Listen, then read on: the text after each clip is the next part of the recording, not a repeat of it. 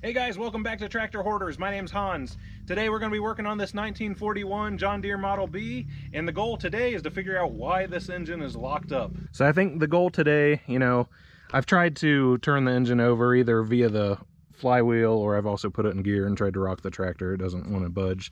So we're going to see if we can pull this head off of here today and take a look at those cylinders and see what is holding those pistons up.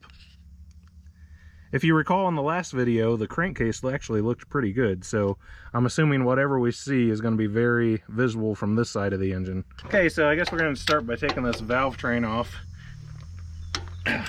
Should just be these two nuts, one here and one there. And then we should be able to pull this off.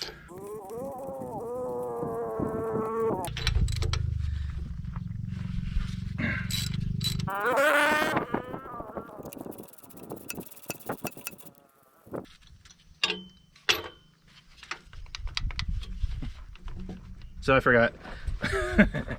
So there is a oil connection here. We need to take that off of there. Let me get a wrench. There we go. It came right off of there.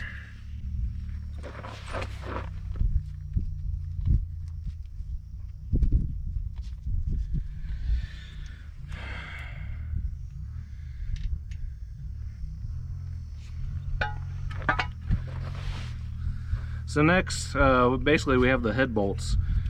So we got to take each of these off. There's 1, 2, 3, 4, 5, 6, 7, I think. We'll see. Also, these push rods can come out of here. This one here is the rustiest, just along this end. So maybe it was just around more water. The rest of these, I mean, there's a little rust on them towards the end, but overall they don't really look that bad to me. I believe it is advised to keep these in there in the same order that they came out, so you put them back into the same spots when you reassemble. I'm just going to leave them sit for right now, and we're going to worry about these nuts holding on the head first. Alright, so I got a 15/16 wrench, and that's what I'm going to use to take these nuts off. I'm going to get started on this, and then I'll bring you guys back as soon as I have them all off of here. Okay, so I got all the nuts off holding the head. So we got 4 at the top, 1, 2, 3, 4. You got another 4, 1, 2, 3, 4, plus there was a center one here with that oil coupler on it, so got a total of 9 that have been taken out. An observation is that after taking that coupler off of this one, or after taking the nut off and removing that coupler, there's actually water coming out of that area, so that's not a great thing. But so at this point, I should have the head to where I should be able to break it free and just pull the whole thing that way. The manifold is still attached, obviously, but that'll come with it. I'm just going to see if I can slide it forward. I don't expect it to be easy, and I'm probably going to have to, force it to split apart there from the block, but let's see if we can get that pulled off of there, and we'll see what these cylinders look like. Also, if you remember from the last video, we filled everything with diesel, so as soon as I crack it open, I expect the diesel to be running out. I kind of wish I had my 1025R right now. I would use the loader forks and try and help to manipulate things to pull this head away. That tractor's in the shop right now for some warranty work, so that's not an option. I guess we'll just see what we can do, and I might just put a screwdriver in there and see if we can split this apart. It's kind of splitting apart there. If anyone wants to buy me a proper hammer, my email's in my about section. You can see it's starting to run out there.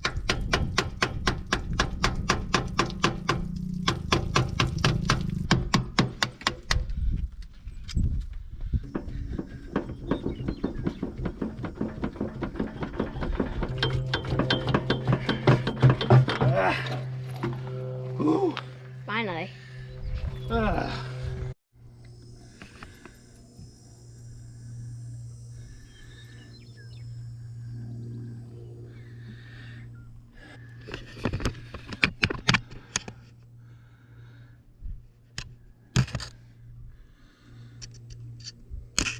Opening up the engine was necessary. There's not really any way I could have gotten around this.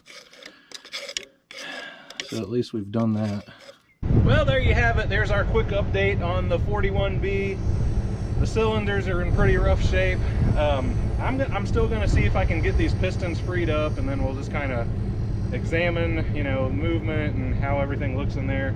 You know, if I can get by with maybe doing a little work on the head, because there are some stuck valves, if I can get those valves free and I can get these pistons free, and you know, the sidewalls of the cylinders look okay, I might just slap it back together with new gaskets. We'll see.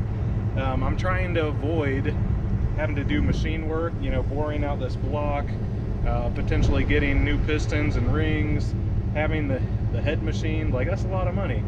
And as you guys might be aware, like, the value of these tractors, the current like market value for old tractors isn't that much.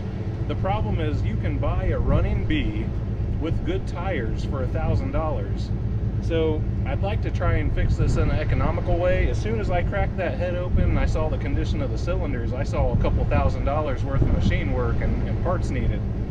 So I got the head off, it's in the bed of my truck. We're gonna take that home.